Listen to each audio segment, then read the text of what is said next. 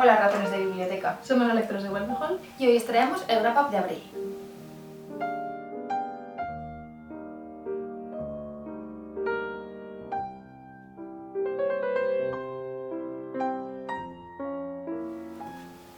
Para el mes de abril nosotras leemos siempre literatura española y como no podía ser de otra manera, salió Emilia Pardo Bazán y La madre naturaleza.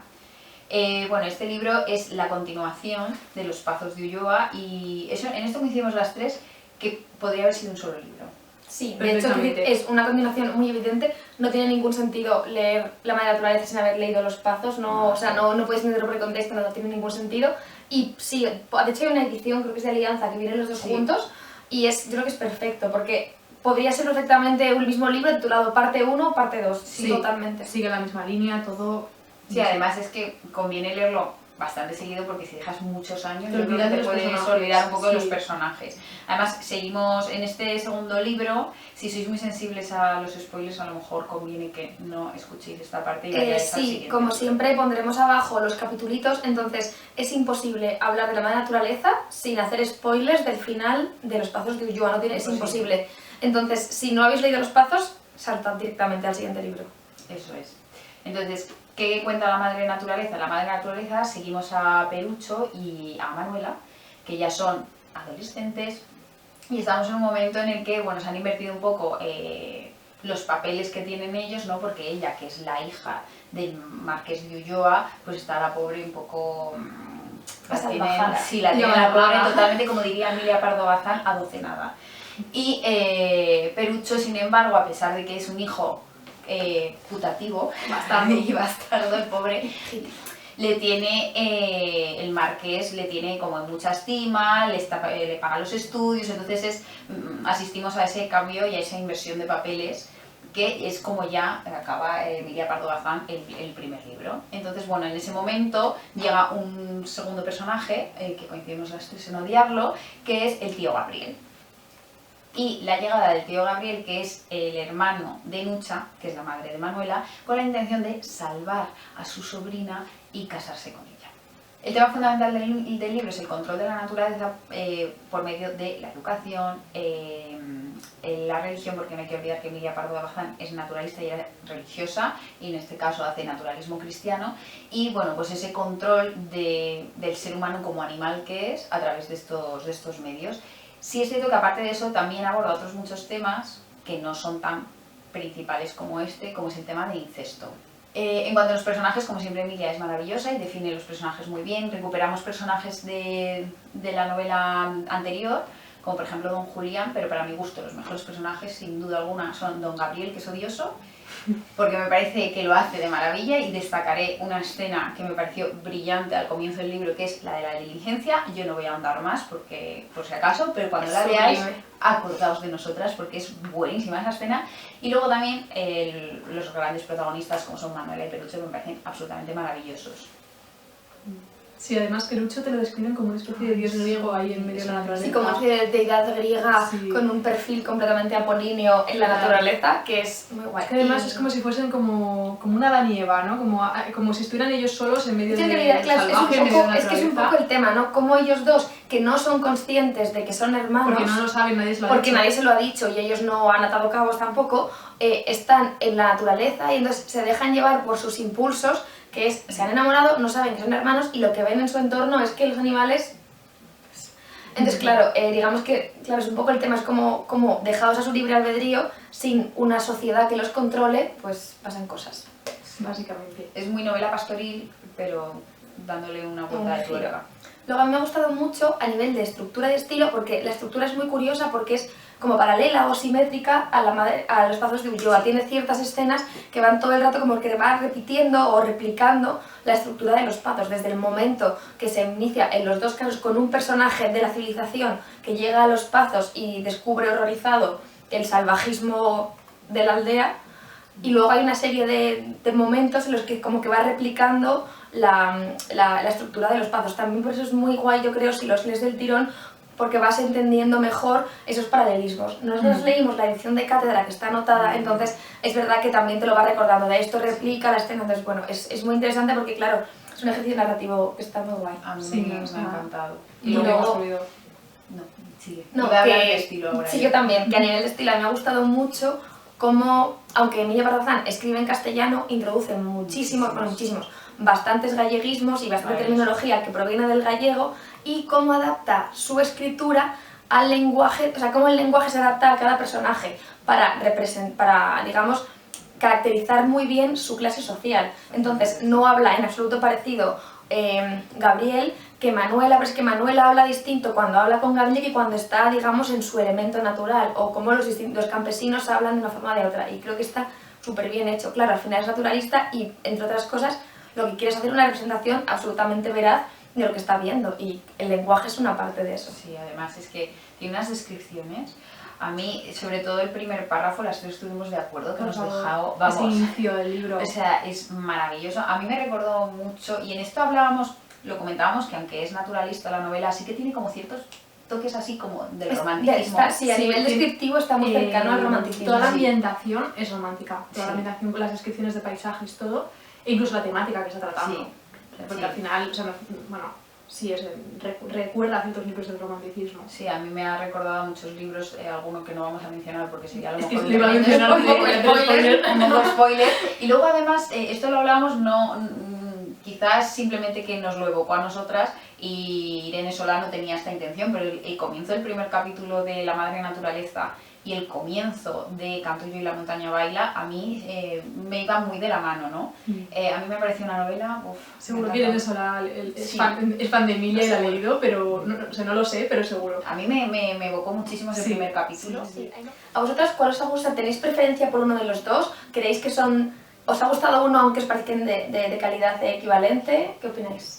Y es que lo concibo como uno solo, o sea, es como que en mi mente he dicho, esto es un mismo libro, entonces me resulta muy complicado separarlos, Sí. pero si me pongo a nivel, en plan, objetivo, para mí están al mismo nivel, o sea, me parecen muy Es que buenos es todos. verdad, no es que sea una segunda parte de estas que se quedan como cojas, ¿no? Como que es peor que la primera. No, es que es el mismo libro. Es verdad que en el primer libro a lo mejor me gustaba la conexión que había con Don Julián, yo conecté Sí. mucho. En este segundo no, pero porque es un personaje diferente por las cosas que le han pasado. Y además es más secundario. Mucho más Sí, secundario.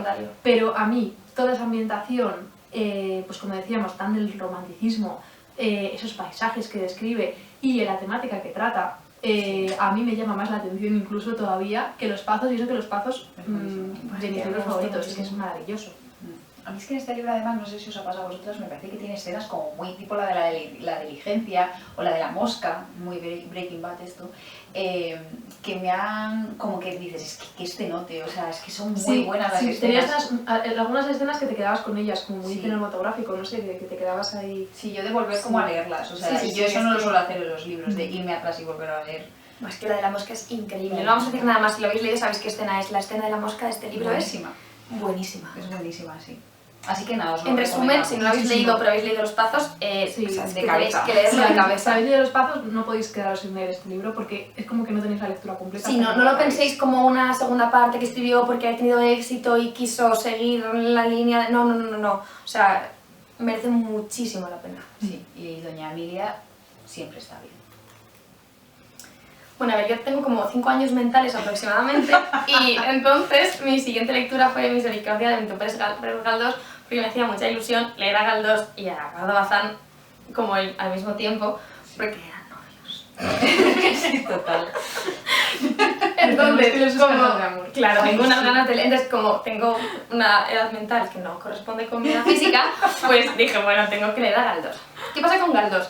Yo leí a Galdós como casi todo el mundo en España, creo, en el instituto, ahí me hicieron leer Misericordia, odié Misericordia muchísimo, creo que es el único libro de mi formación académica que yo recuerdo haber sufrido. Yo era una rata de biblioteca ya con 15 años, me gustaban, o sea, todos los clásicos que leí del instituto me gustaron, salvo Misericordia. Yo, o sea, sufrí Misericordia de una forma, lo recuerdo con un sopor, decir, por Dios mío, ¿por qué no se acaba? Entonces, yo le cogí muchísima manía a Galdós Damos fe, ¿eh? porque es que, o sea, horrible. ¿Qué pasa? Que yo creo que es que los 15 años no es No, la no. edad más apropiada para leer el naturalismo y realismo, pero yo no me había vuelto a atrever a Galdós porque, como que no, pero luego, claro, evidentemente han pasado los años, he tenido mucho más bagaje lector y en el confinamiento tuvieron que confinar, tuvo que llegar una pandemia mundial y confinarnos para que yo dijese, bueno, Quizá. y entonces me leí un libro súper cortito que no me acuerdo cómo se llama, lo pondré por aquí. Es nada, una cosa muy cortita de una novelita breve. Me gustó mucho el estilo. Claro, yo para entonces ya había leído algo más de realismo, de naturalismo y Pero los de últimos... Galdós es el que te leíste. Sí, y los últimos años he leído ya bastante más y entonces me pareció que era ya tenía yo ganas de reencontrarme con el autor. Y no pensaba leer la verdad que pensaba leer Marianela, pero me encontré con una edición preciosa de 1913, editado por una editorial inglesa, no sé, es una cosa muy rara. ¿Ah, sí? Y entonces, porque también editaba en España, es una cosa muy rara. Pondré por aquí un vídeo porque es que es muy bonito. Y entonces dije, bueno, venga, pues es el momento de reconciliarte con Galdós, reconciliarte con Misericordia, y cuando decidimos que íbamos a leer a Emilia Pardo Bazán dije, pues es que tiene que ser este mes. Este es el mes en que yo leo a Galdós. Y bueno, como en realidad esperaba, me ha gustado mucho. He descubierto que definitivamente es un estilo que me gusta muchísimo, el realismo y el naturalismo, pero que creo que es que a los 15 años es una cosa que no te entra. O sea, además, claro, Galdós habla de, bueno, vivía en Madrid y escribe, supongo que tendrá también novelas en otros sitios, pero fundamentalmente habla mucho de Madrid, y del Madrid del siglo XIX. Es un Madrid absolutamente miserable, donde había clases muy altas, pero había unos niveles de miseria brutales, y a él le interesa retratar y criticar todo eso. Entonces, para esta novela, además, en la novela con un prologuito, donde el autor te cuenta cómo él afrontó esta novela y cómo quiso realmente hacer un retrato sumamente veraz del Madrid del momento, y para eso se infiltró en las clases más bajas y los estratos sociales más miserables. Para ello incluso tuvo que ir acompañado de policía a algunos sitios porque no podía ir solo, pero incluso se disfrazó como funcionario del Departamento de Sanidad, de Higiene creo que se llamaba, para poder colarse en los sitios más miserables para poder hacer lo que él denomina estudios del natural. Ay, qué mono. Entonces realmente él afronta la novela casi como una obra pictórica donde quiere retratar hasta el más mínimo detalle ese Madrid. Entonces nos encontramos una descripción de la ciudad absolutamente perfecta, donde habla de las casas para dormir para la gente pobre, habla de los sitios miserables, de las riberas del río donde había un montón de chabolas, restaurantes, figones, cafés, y luego muchos de los personajes también están tomados de esos estudios del natural. De hecho hay dos personajes que menciona, uno de ellos es uno de los mendigos, el ciego Almudena, que te cuenta que es uno de los personajes que más ha gustado al público. Digamos que él como que quiere quitarse el mérito de haberlo creado porque dice que no lo creó él, que realmente es una persona que él conoció y que prácticamente apenas hizo cambios ni adaptaciones. Entonces eso, os vais a encontrar con un absoluto realismo de lo que era la ciudad del momento. La novela en sí tiene como protagonista a una mujer ya bastante mayor que se llama Benina, a la que conocemos mendicando en la iglesia de San Sebastián de la calle Atocha.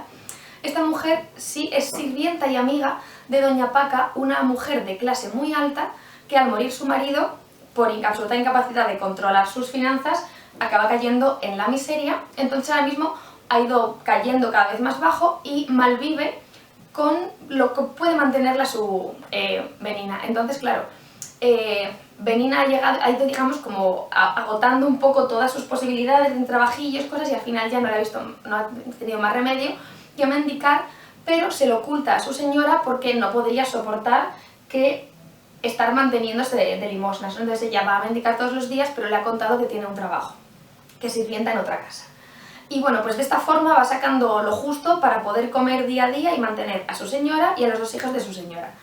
Y realmente el grueso de la novela es un poco el día a día de Benina, del ciego Almudena y de otra serie de mendigos que van apareciendo, aunque fundamentalmente son ellos dos.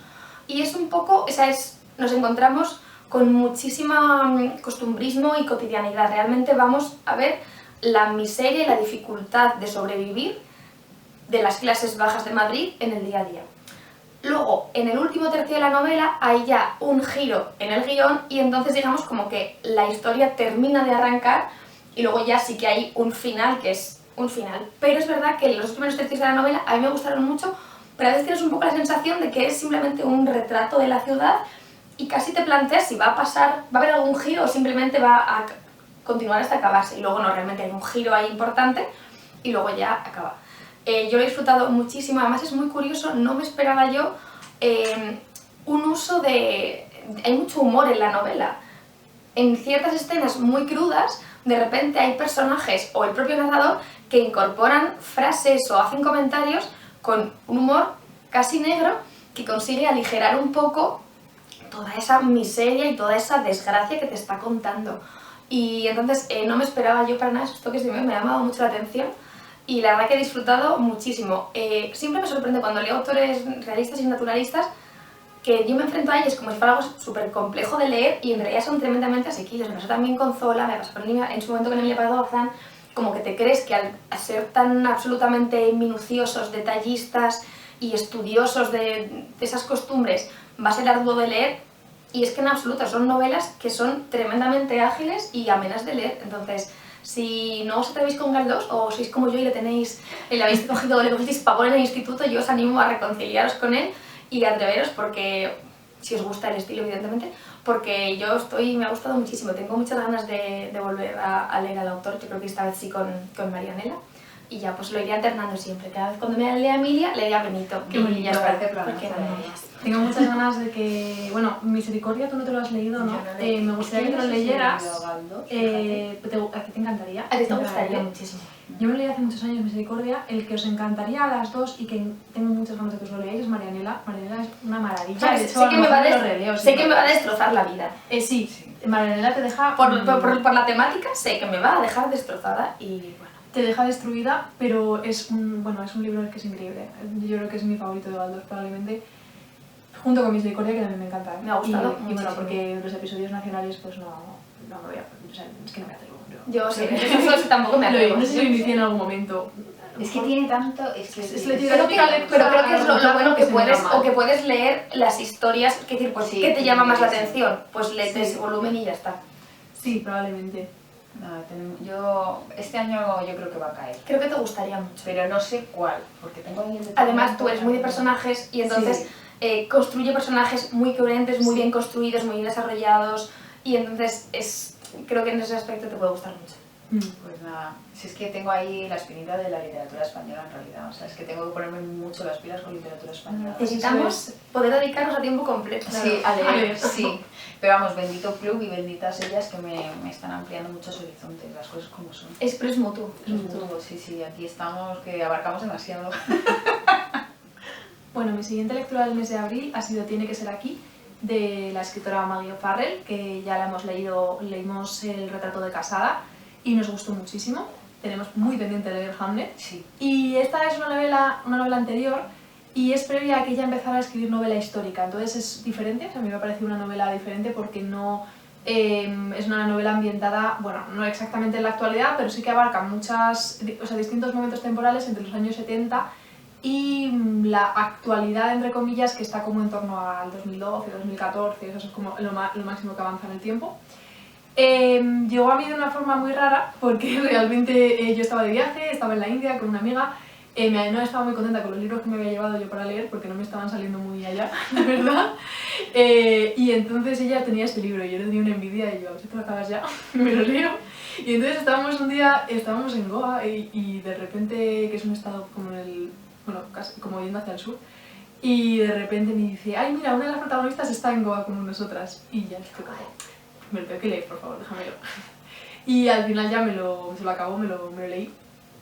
Y la verdad es que me ha gustado mucho, que ella comentaba que le gustaban más las históricas. Es verdad que Hamlet no nos hemos leído nosotras, ella sí, y ese todo el mundo dice que es el mejor, no lo sé. Pero que causó Pero el boom, yo creo. sí. O sea, y cuando de repente se hizo archiconocida. Sí, fue como el boom. Pero realmente a mí es una novela que me ha gustado mucho. Tiene un estilo fragmentario que va yendo atrás y adelante en el tiempo. Cada capítulo está narrado por un personaje diferente, pero todos orbitan en torno a una pareja, que es la pareja formada por Daniel, que es un profesor de universidad americano, especialista en lingüística, y Claudette, que es una antigua actriz de cine conocidísima, que de repente se hartó de su vida y huyó y está como desaparecida para el mundo y vive en un pueblo perdido en Irlanda. Entonces ellos, te va contando de forma calidoscópica los inicios de su relación, pero cuando estamos en un momento presente es una relación que ya se ha dinamitado, o sea, es un matrimonio que está en sus últimos momentos. Y entonces es muy interesante cómo vamos viendo personajes, a veces en los capítulos los narra él o lo narra ella, o si no, los narran personajes que están en su entorno, pues a lo mejor hijos, hijas, familiares de otro tipo, amigos, antiguos amantes. Y nos vamos encontrando con historias relacionadas con la vida de estas personas, sobre todo del protagonista de Daniel, y vemos cómo, bueno, pues él tiene ahí un pasado que le está persiguiendo y que no le deja, pues, digamos, estar bien con la vida que lleva, y que probablemente pues, también se inmiscuye en su relación con Claudette. A mí me ha gustado mucho, tiene momentos en los que de repente te empiezan a poner imágenes de objetos relacionados con algunos de los personajes. No sé, es muy curioso, o sea, a mí me parece que es muy original. O sea, imágenes el planteamiento. físicamente Fotos, de Lisa fotografías eso me refería. de como ella es actriz conocida, me parece que es como si fuese un lote de subasta de, pues, yo qué sé, una carta que mandó Claudette, no sé, es que no me acuerdo el apellido, a no sé quién en tal año.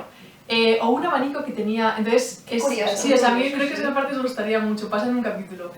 Y pues no sé, a mí me gustó mucho, es que me gusta cómo escribe, me gusta bastante cómo escribe esta mujer.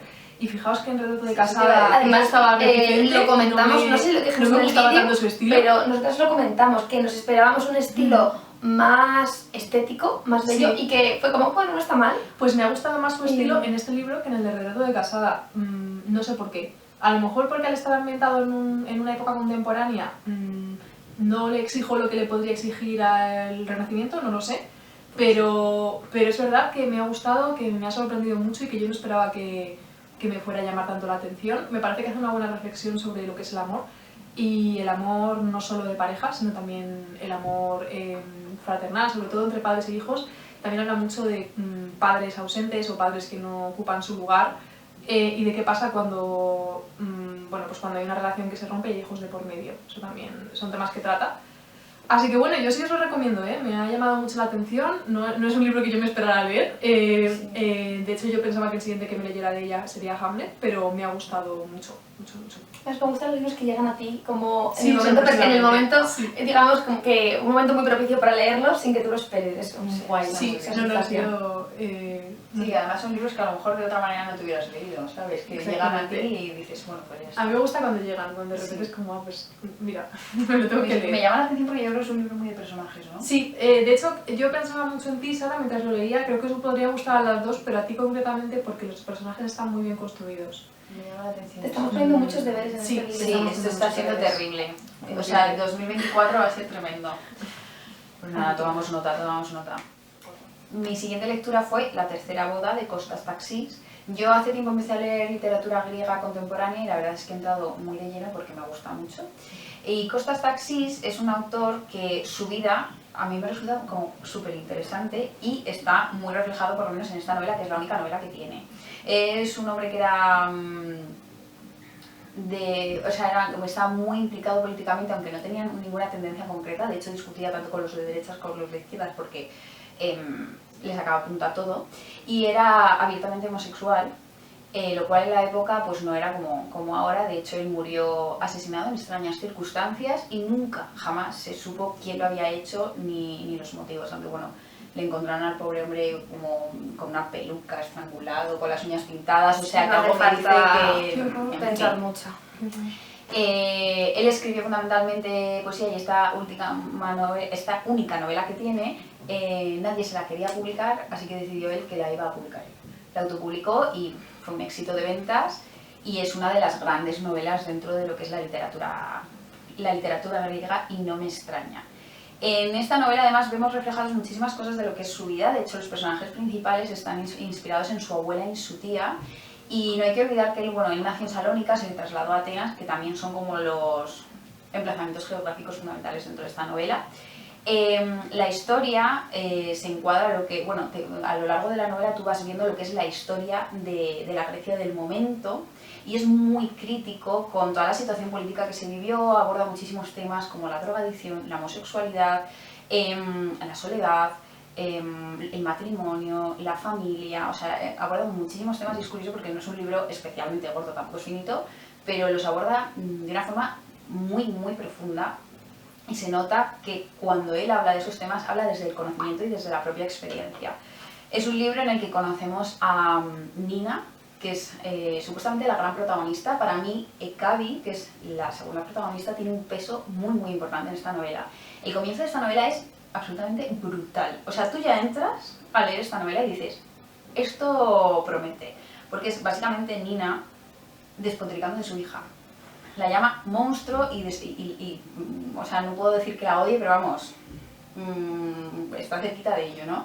Entonces conocemos a estas dos mujeres que, aparte de ser amigas, Gaby es la suegra de Nina. Esto se sabe desde el principio, no es ningún tipo de spoiler ni nada, ¿no? Entonces, se llama La tercera boda porque la protagonista, Nina, se casa 3 veces y te va contando y se va estructurando la novela a través de esos 3 matrimonios, ¿no?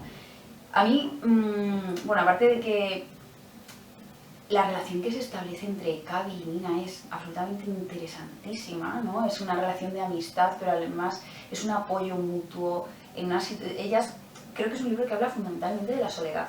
Y cuando hablo de la soledad, no es una soledad física, no son gente que estén solas, que no tengan a nadie a su alrededor. Ellas están rodeadas, pero están solas en el sentido de esa soledad que en cierta medida puede experimentar la mujer, de sentirse desamparada, de tener que luchar, de tener que seguir, de tirar de la familia, de tirar del marido, de tirar de los hijos, pero descuidándose a sí misma y de tener la sensación de estoy rodeada de gente, puedo gritar y a nadie le importa, pues esa soledad, ¿no? Y me parece que está retratado de una forma, o sea, me ha parecido un libro tan de sentimientos, tan visceral, y a la vez te va retratando lo que es la realidad de la Grecia de ese momento que lamentablemente o sea, lo conoces, ¿no? Porque has estudiado, pero claro, vivirlo desde dentro, ¿no? Desde la ocupación nazi y todo.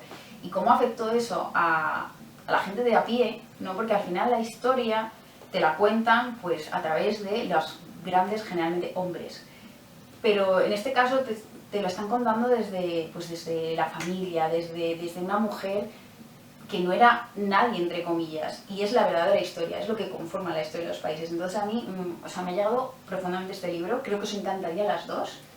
Y luego una cosa que sí que recomiendo, y es que todos los nombres son griegos, lógicamente yo no estoy familiarizada con los nombres griegos. Nina, ok, pero Gaby, no sé qué, entonces yo muchas veces no sabía si me estaba hablando de un lugar, si era un hombre, si era una mujer. Entonces sí que recomiendo que os hagáis como un arbolito genealógico. Estaría bien que la edición lo incluyese, pero no lo incluye, así que bueno, anotadlo porque yo al principio me perdía un poco, tenía que volver atrás y adelante y para mí dificulta un poco la lectura y es una pena. Pero de verdad, me parece un novelón, o sea, lo he disfrutado muchísimo y tengo muchas ganas de que lo leáis las dos. No he leído nada griego, o sea, contemporáneo, clásico de antigüedad clásica, sí, bastante, pero contemporáneo no he leído nada. Bueno, Acabafis, poesía. Yo no he leído nada y me apetece mucho porque es que creo que me va a gustar. Además que te gusta mucho y... Vamos, este hombre me ha encantado, Califatides me gusta mucho y creo que tienen algo los griegos como de... Creo que son muy costumbristas y hablan mucho como desde la emoción, las relaciones interpersonales, la familia, o sea, se nota que son mediterráneos. Yo te iba a decir que me pasa un poco como también, sí, que es muy fácil encontrarnos en ellos porque sí, compartimos esta cultura mediterránea, entonces creo que, claro, como que hay puntos ahí comunes de encuentro, sí, ¿no? A lo mejor la facilidad a lo mejor más expresiva, más emocional, más que a lo mejor no hay en otras zonas, en otras regiones, y claro, los griegos sí, compartimos eso con ellos. Es como muy el temperamento que tenemos los mediterráneos, es que se nota. La forma de enfrentarse a las cosas también se nota, o sea, como en la desgracia, en la miseria más absoluta, encontramos ahí puntito para seguir adelante, ¿no? Eso yo me sentía como muy identificada. Y es que creo que os gustaría muchísimo esta novela. A mí me parece... Me da pena porque decía Jan de Trotalibros, el editor, que no había tenido el éxito que él esperaba. Y es que es un novelón. O sea, es que de verdad hay que darle una oportunidad. Y además de que sea un novelón, la cubierta creo que es de mis favoritas de las de Trotalibros. Es que qué color más bonito. Sí, me encanta. Bueno, es que es muy griego, porque es así como ese tú color es recuerdas, como muy los más griegos. Pues me apetece mucho, porque me interesa mucho la historia, me interesa mucho lo de, no sé luego hasta qué punto es importante la maternidad, una maternidad conflictiva, una maternidad compleja o una relación con la hija, pero es un tema que me parece poco habitual, no se habla mucho, es como un tema muy... Y me parece que empiece así, me parece interesante ya. Es un comienzo súper potente. Realmente, como el tema fundamental para mí es ellas, o sea, como el sentir de ellas. Lo y la complejidad de sus relaciones al final. Sí, o sea, creo que hay muchísimos temas que aborda, pero que realmente tienen peso todos, ¿no? Y no sé, a mí además me daba como pena y a la vez es como que dices, joder, qué garra tiene la tía, ¿eh? Bueno, las dos son tremendas, o sea, son luchadoras, a mí, de verdad, muy recomendable, me ha encantado, o sea, me ha encantado. Qué ganas. Ahora llega un momento súper esperado, y es que Lucía ha seguido con Mercè Rodoreda, y mi pronunciación nefasta en catalán, perdonadme Tú lo los has intentado. catalanes, pero lo he intentado. Entonces tenemos muchísima curiosidad porque ella está in love, así que cuéntanos. Bueno, pues yo he leído Espejo Roto, que cuando el año pasado comenté, creo que fue en el libro de, o sea, en el vídeo de Mejores Lectores del año pasado, que me había fascinado La Plaza del Diamante y que si alguien de aquí había leído más cosas de la autora me podía recomendar, casi todo el mundo que mencionó el tema recomendó para seguir Espejo Roto. Espejo Roto es una novela que la autora escribió un poco al final de su vida. Es de una novela muy distinta a La Plaza del Diamante. La Plaza del Diamante es la historia de una mujer, está escrita en primera persona, y en cambio Espejo Roto es una novela muchísimo más ambiciosa, mucho más extensa. Es la historia de una familia a lo largo de 3 generaciones, es muy coral y el punto de vista cambia constantemente de un personaje a otro. Entonces, aunque hay uno de ellos que es central, realmente no se puede decir casi ni siquiera que este personaje sea protagonista. Para mí, si hay un tema en esta novela, es, y eso te va a encantar, Sara, el paso del tiempo. Ay, por favor. El paso del tiempo, la vejez, la muerte. Al final asistimos, cuando empieza la novela conocemos a Teresa, que es una chica muy jovencita que acaba de casarse con un hombre de clase, ella es de clase social muy baja, es la hija de una pescadera, y acaba de casarse con un hombre de clase muy alta y además mayor que ella. Ambos son perfectamente conscientes de que él está enamorado de ella y ella se casa por pura conveniencia. Y bueno, a partir de aquí seguiremos a Teresa a lo largo de su vida y la ascendiendo socialmente, su marido morirá, muere muy al principio de la novela, ella se casará otra vez y la iremos acompañando a ella y luego a sus hijos y a sus nietos. Y entonces, a través de este transitar la vida, digamos, de Teresa, vamos asistiendo a cómo una persona se enfrenta a distintas etapas de su vida, ¿no? La alegría exultante y el éxtasis de la juventud, cómo de repente pasa a la madurez, y el principio de la madurez es una época como muy interesante, estás más a lo mejor conforme contigo mismo, te conoces mejor, pero eso de repente da paso a la vejez, inevitablemente empiezas a ver cómo se acerca la muerte. Porque si hay algo que está absolutamente claro en la vida, es que nos vamos a morir. Y como esa presencia constante de fondo, y creo que es uno de los grandes temas, eso y cómo lidiamos con la vejez y cómo según pasa la vida nos tenemos que ir enfrentando a las decisiones que hemos tomado y a veces también a nuestras propias expectativas sobre nuestra vida y cómo a veces han sido cubiertas y hemos cumplido con ellas, pero cómo a veces no han sido satisfechas y eso te genera una insatisfacción tremenda porque no has conseguido o no has llegado a donde pensabas que ibas a llegar. Y eso, si no eres capaz de reconciliarte con ello, puede suponerte una insatisfacción completamente insalvable. Entonces todos estos temas son muy centrales en la novela. Se nota, decía antes, que es una novela al final de su vida, creo que es la última que escribió 5 o 6 años antes de morir, y se nota muchísimo. Yo creo que es una novela que no puede haber escrito alguien joven. Has tenido que vivir todo eso, has tenido que vivir tu vida y amar y perder y experimentar la muerte de un ser querido, y experimentar el fracaso y experimentarlo toda tu vida para poder escribir esto. No creo que puedas escribirlo sin haber vivido lo que estás contando, o al menos no contarlo de esta forma tan cruda y tan bella. Bueno, Mercè Rodoreda es que escribe de una forma bellísima y tiene como una forma de desmenuzar a sus personajes, sus emociones, sus sentimientos, sus pensamientos, sus expectativas, sus deseos, sus miedos, que es absolutamente magistral. Sus personajes son fantásticos y además luego enseguida se mudan a una casa y entonces también esa casa es un poco símbolo y testigo de todo el paso del tiempo, ¿no? La casa mejora y se enriquece cuando la familia asciende, la casa luego es abandonada en un momento dado y entonces languidece, y entonces como que es testigo y ejemplo de todo lo que experimenta la familia, ¿no? Como una especie de, no sé, como reflejo de lo que ocurre en la novela. Me ha gustado muchísimo. Ya digo, es completamente distinta a La Plaza del Diamante, que creo que es la más conocida. Para mí no son, o sea, son equivalentes en calidad, pero son completamente distintas. O sea, esto es mucho más extenso, mucho más ambicioso, mucho más complejo.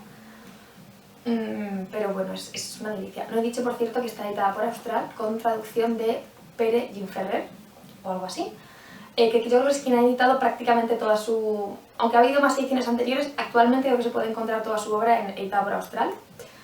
Y bueno, me ha gustado muchísimo. Sara, lo siento ponerte más deberes esta vez, pero es que este libro lleva tu nombre. Tengo tantas ganas de leer esta... Es que no puedo. ¿Y qué empiezo? ¿Por Espejo Rotando es que por la Plaza del Levante o cómo? Uf, son completamente distintas. Es que te llevan reflexiones completamente distintas. A ver, con tu interés en todo el tema de la muerte y la vejez y demás, yo creo que este te puede gustar muchísimo. Es que me llama muchísimo. Pero bueno, no sé, es que son maravillosos los dos. Creo que el orden es un poco... Son tan distintos que creo que los puedes leer de forma completamente... O sea, da igual el orden en que los leas. Ya, es que necesito un año sabático para estar leyendo todo el rato. Por favor, o sea, que existan estas excedencias. Estaría muy bien. Mira, a ver, necesito una excedencia para poder... Una excedencia pagada puede ser y Gracias. seguir leyendo. O sea, es que tengo tantas ganas de leer a Mercedes Rodoreda. Para mí es una de las voces imprescindibles del siglo XX español. Es que de verdad que me parece absolutamente maravillosa. Como tuvo que exiliarse después de la Guerra Civil, yo creo que fuera de Cataluña no es tan conocida. Y de verdad que creo que necesitamos reivindicarla muchísimo porque es que me parece que tiene una forma de escribir maravillosa y una forma de tocar todos los temas y de llegarte como, no lo sé, muy visceral pero con ternura. Es como una crudeza tierna, no sé explicarlo mejor. No lo sé, es maravillosa. De verdad que para mí es una autora imprescindible. Es de los autores que no había leído y que ni siquiera conocía su existencia en los últimos años y que más me han gustado, seguro, es que esta mujer está en el top, es que me parece imprescindible leerla. ¿Tus top 10 de autores? Sí, es que me parece imprescindible leerla. Lo siguiente que quiero leer es una que se llama, creo que es La calle de las camelias. Creo que como tampoco hay tantas novelas, creo que me espera el año que viene, para irla como dosificando. Sí, yo me dosifico los autores, porque sobre todo la gente que ha escrito poquito, si no te lo dosificas te quedas sin, y luego puedes releer y siempre llegas a puntos distintos, pero ya no es lo mismo, no es esa emoción de descubrir algo por primera vez. Pero tenéis que leer a esta mujer, es que es maravillosa. ¿Qué deberes, por favor, tengo en este vídeo? Demasiados. Bueno, ahora le toca el turno a Nuria con un libro del que nos ha hablado muchísimo y que nos ha dado muchísimas ganas de leer, porque nos ha ido leyendo pequeños fragmentos y Sara y yo estamos muy emocionadas con este libro y tenemos muchas ganas de que os hable de esto. Bueno, me he leído Poeta chileno de Alejandro Zambra. A mí Alejandro Zambra me lo habían recomendado muchísimo, además que me decían, joder, con lo que te gusta a ti la literatura latinoamericana te va a encantar, ya verás. Y todavía no lo había leído y al final, pues, por fin me lo he leído y me ha encantado. Me ha encantado, estoy fascinada con este hombre, con cómo escribe y este libro en concreto me gusta por muchos motivos. Poeta chileno nos cuenta la historia de Gonzalo, que es un adolescente que quiere ser poeta, pero se le da un poco mal. Entonces, él quiere ser poeta y a la vez, pues como buen adolescente, pues tiene las hormonas revueltas y se enamora de Carla, que es otra chica a la que no le gusta mucho la poesía, la verdad, y menos la que escribe él. Pero bueno, tienen un romance adolescente, tienen sus primeras experiencias sexuales y luego, pues como pasa con los romances adolescentes, es algo que se acaba y se pasan unos años sin verse. Y cuando se reencuentran, los dos son adultos y bueno, vuelve a surgir algo entre ellos, pero ahora hay una diferencia y es que Carla es madre, o sea, Carla tuvo una breve relación con otra persona y tiene un hijo que se llama Vicente, que es un niño pequeño. Total, que Gonzalo y Carla empiezan una relación estable y Gonzalo se convierte en una figura fundamental para Vicente, se convierte en su padrastro. Y es muy bonito esta novela cómo nos habla de cómo la paternidad o el amor entre padre e hijo puede darse de maneras no biológicas, porque aunque Vicente tenga un padre biológico, no tiene una relación especialmente estrecha con él y sin embargo con Gonzalo sí que se crea un vínculo muy profundo entre los dos. Y entonces el libro nos va hablando de cómo va desarrollando esta relación y de cómo va variando con el tiempo y con las circunstancias. Y también nos habla mucho de la importancia de los poetas en Chile y de la poesía en Chile. Esto es una parte que me ha encantado, de cómo Alejandro Zambra nos dice, ¿no?, que realmente lo más importante que hay en Chile, lo que realmente le hace destacar como país por encima de otras cosas, es la poesía y son sus poetas. Y no solo Gonzalo, él se llama a sí mismo poetastro, ¿no?, porque es como un poeta de quiero y no puedo, sino que Vicente, cuando ya le veamos crecer, veremos que tiene esa inclinación para la poesía, que obviamente le ha inculcado su padrastro. Bueno, no sé, yo es que me ha parecido tan bonito, de verdad, tan bello, tiene un estilo precioso se nota también esa influencia política, aunque sea prosa. Y hay algunas partes que yo creo que son las que os compartí, en las que describen un poco esa dinámica de pues cómo es la rutina con esa familia típica que forman Gonzalo, Carla, Vicente y la gata Oscuridad, que es una gata que se queda al final solo con 2 colmillos porque le tienen que quitar los dientes. Y entonces hay unas descripciones como de lo que es la felicidad cotidiana, que me parecen preciosas. Pero luego también tiene algunas reflexiones sobre los libros y lo que nos aportan los libros al ser humano y de la poesía en general, que también me han parecido muy muy bonitas. Tengo muchas ganas de seguir leyendo a Alejandro Zambra y me parece maravilloso seguir conociendo a autores vivos que escriban tan bien y que nos aporten tantísimo en sus obras. De verdad que os las recomiendo mucho a las dos. Creo que por personajes bien construidos, que los tiene maravillosos, te van a encantar.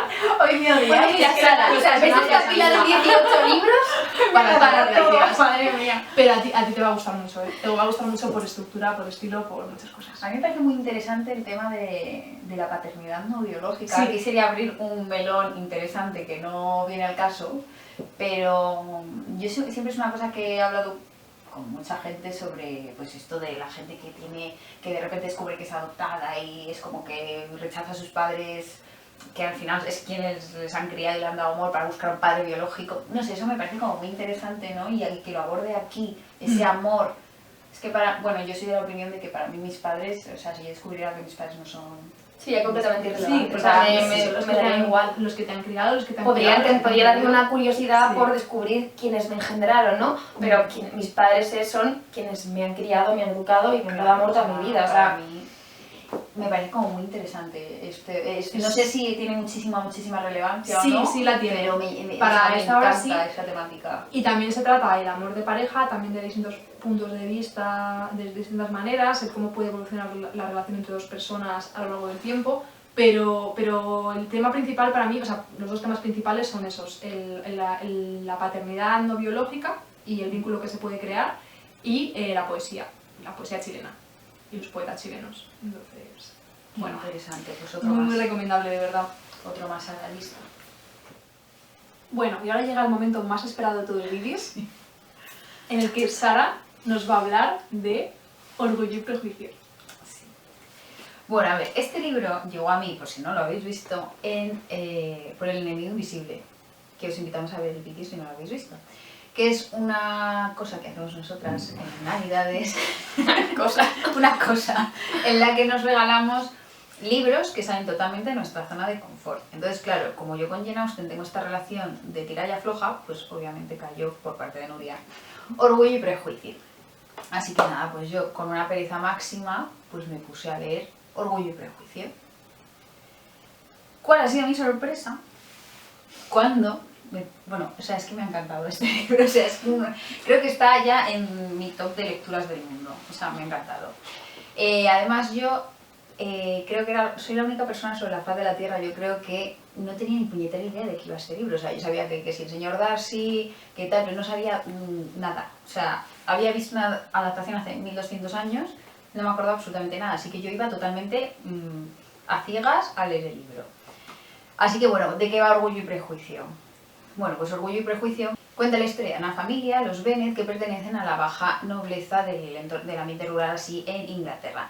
Entonces son 4 hermanas y la protagonista es Elizabeth Bennet. Y como siempre, bueno, pues en todas las historias de Jane Austen, pues la única opción que tiene la mujer es buscar un buen matrimonio. Entonces, bueno, hay una sucesión de bailes, matrimonios, de no sé cuántos, de siempre en Jane Austen. Lo que pasa es que esta vez, pues a mí me ha resultado como muy interesante.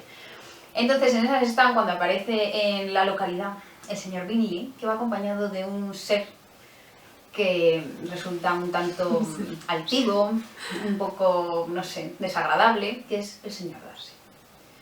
Bueno, luego a partir de ahí pues pasan una serie de cosas que todo el mundo conoce, pero por si acaso hay alguno ahí como yo que no sepa de lo que va, yo ya no ahondo y que lo descubran, porque para mí ha sido mágico el descubrirlo sin saber nada. Bueno, qué historia.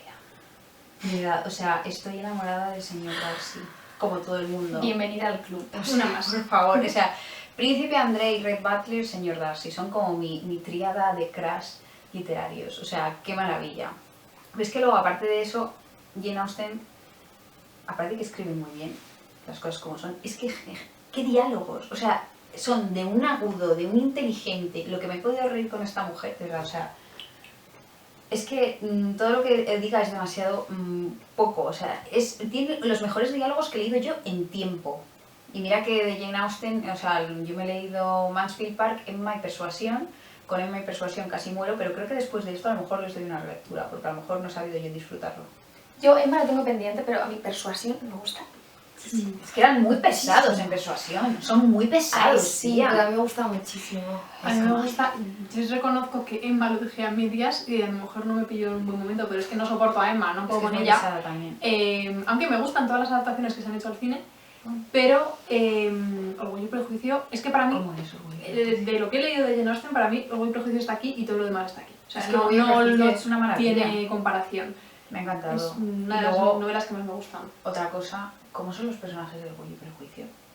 Maravillosos todos, o sea, odiosos, pero muy bien construidos. Muy bien hechos. Porque es que ay, ¿cómo se llama? Ahora no me acuerdo del nombre. ¿Quién? El primo. Sí. Que sí. idiota Luego lo perdido. ponemos. Lo pondremos por algún sitio.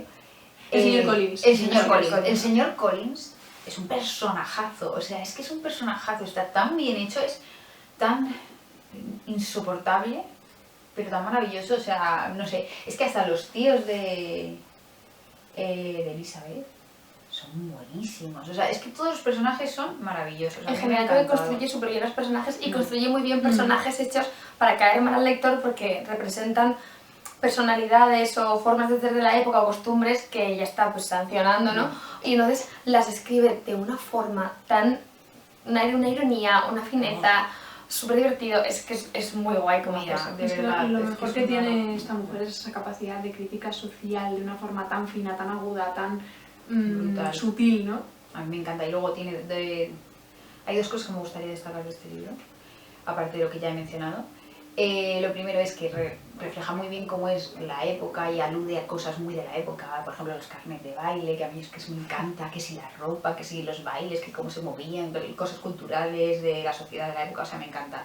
Y luego hay una escena, es que yo y las escenas, estoy muy pesada hoy con las escenas, pero es que la escena del padre y Elizabeth en la biblioteca, no voy a decir más, Sí, es maravilloso. pero si la habéis leído sabéis qué escena digo y qué conversación digo. O sea, la leí como 10 o 12 veces la escena, porque me pareció tan maravillosa y en las adaptaciones bueno, después de verme esto, de leerme el libro obviamente me vi la adaptación, la de Keira Knightley, y es que esa escena también está. Está muy bien hecha, sí. Es que esa peli, aunque no es una adaptación 100% fiel al libro, Pero como que el alma del libro sí que Sí, lo lo coge. es maravillosa. El espíritu es está una muy fantasía. bien captado.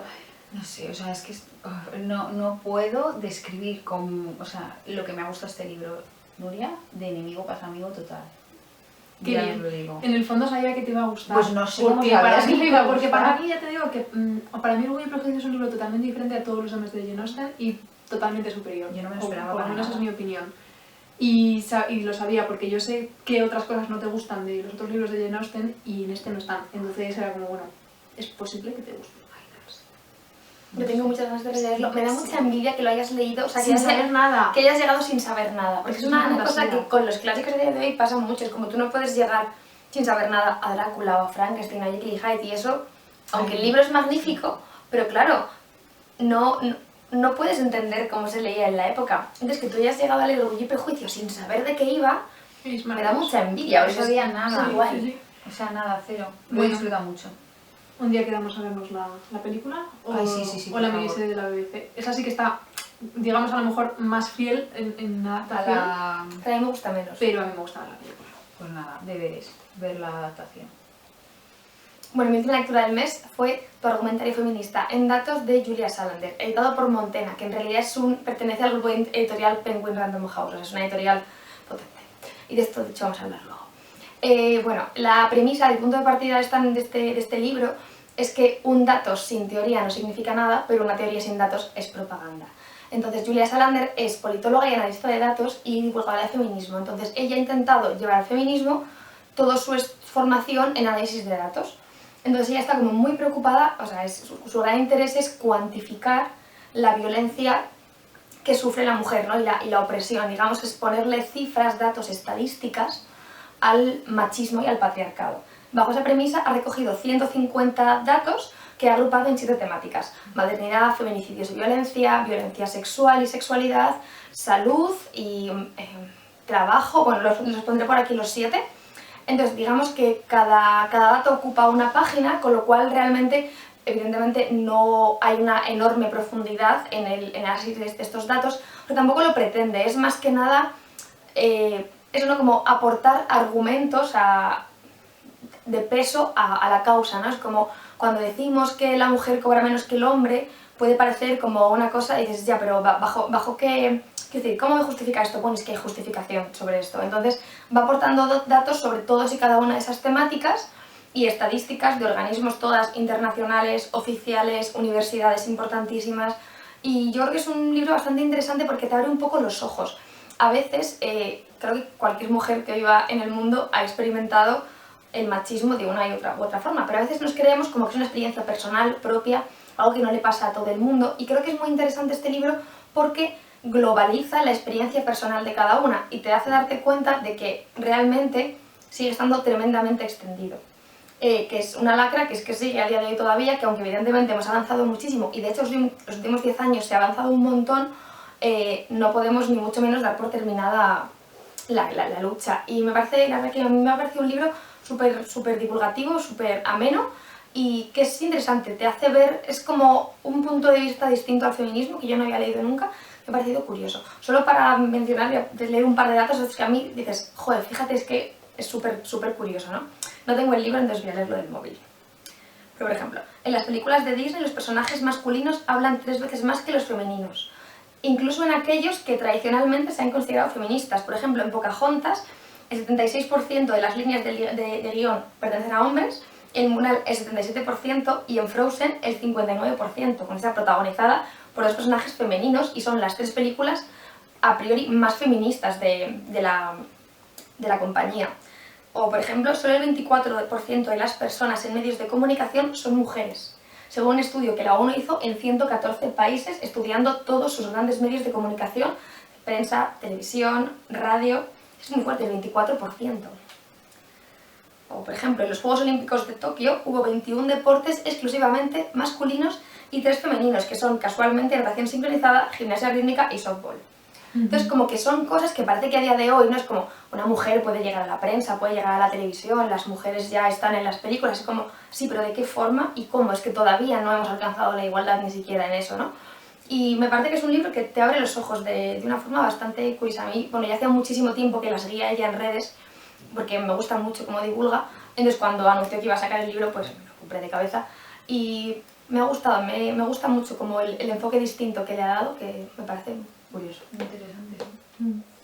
Bueno, mi última lectura del mes de abril fue The Yellow Wallpaper, que es un relato corto, sería como el papel de pared amarillo o el papel pintado amarillo, no sé cómo se traduce en español. El papel pintado amarillo.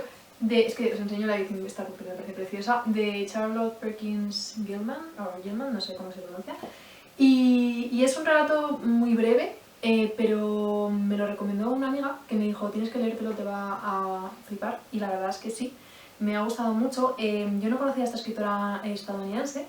Charlotte Perkins pues vivió lo que es su infancia y adolescencia casi en la pobreza, porque de pequeña fue abandonada por su padre, y aún así fue una mujer que nació a finales del siglo XIX, 1860, pues se pudo mantener a sí misma. Trabajó como profesora particular, llegó a estudiar en la Academia de Diseño de Rhode Island, y también, también fue pintora y además de escritora. Tuvo una vida fascinante, la verdad. Y el caso es que ella, hubo un episodio en su vida que le marcó mucho, que fue que tras nacer su hija tuvo una depresión posparto tremenda. Y de eso es de lo que va este relato. Este relato va sobre una mujer que acaba de dar a luz un bebé y está viviendo una depresión posparto, pero sin saber muy bien qué es lo que le está ocurriendo. Y entonces su marido, que es médico, digamos que se trasladan como al campo a pasar un tiempo en una casa que alquilan, y la tiene confinada en la parte de arriba, en el ático, lejos de su bebé, no sé si porque piensa que va a ser bueno para ella de alguna forma o porque piensan que es la causa de su depresión, o sea, no sé muy bien cuál es el motivo, pero la separa del bebé. Y entonces está en una habitación diferente en la que hay un papel de pared que a ella le parece terrible, pero a la vez fascinante. O sea, es como un papel amarillo que tiene como un diseño que le parece horrible, horroroso. Pero a la vez no puede parar de mirarlo, a la vez no puede parar de estar fascinada por ello. Y entonces se desarrolla un relato tremendamente inquietante en el que ella cada vez está más obsesionada con el papel de la pared y de hecho lo comenta con el marido no lo entiende, o sea, no sabe muy bien por qué le fascina tanto, por qué le obsesiona tanto y llega a un punto en el que es lo único en lo que piensa ese papel de pared. Así que bueno, me ha gustado un montón, es muy inquietante y a la vez trata un tema que tratarlo a principios del siglo XX como trata esta mujer, como es la depresión posparto, cuando la maternidad estaba muy idealizada y no se hablaba a lo mejor de las cosas más oscuras de la maternidad, me parece tremendamente moderno, pero bueno, también ella fue una pionera en feminismo y luego se unió a varios grupos en su vida de feministas, entonces bueno, se puede ver en este relato. Y luego tengo aquí, en esta edición viene otro que se llama Herland, que es una especie de utopía que habla de una sociedad en la que solo viven mujeres, y eso lo tengo que leer. Pero este os lo recomiendo mucho, es muy cortito, se lee muy rápido, y es como de... no llega a ser terror, pero sí es muy inquietante, es estos relatos muy inquietantes. Yo lo tenía muy fichado porque Sí, además sí. no me acuerdo que lo tiene editado, pero o sea, yo lo tenía bastante fichado porque además eso como que el tema me parece muy interesante, que se tratase en aquella época, porque hoy en día seguiría siendo un tema muy interesante, es que encima que decidiese hablar sobre ello una mujer en un momento en que eso no se hablaba, me parece como muy llamativo. No, y sobre Su todo, vida y todo, no sé. el que decide hacer con eso en el relato, o sea, es lo que me fascina. Bueno, pues estas han sido todas nuestras lecturas de este mes. Contadnos vosotros qué habéis leído durante el mes de abril, o ya sabéis que os leemos en comentarios. Y nada, hasta aquí el vídeo de hoy. Nos vemos en el próximo vídeo. Felices lecturas.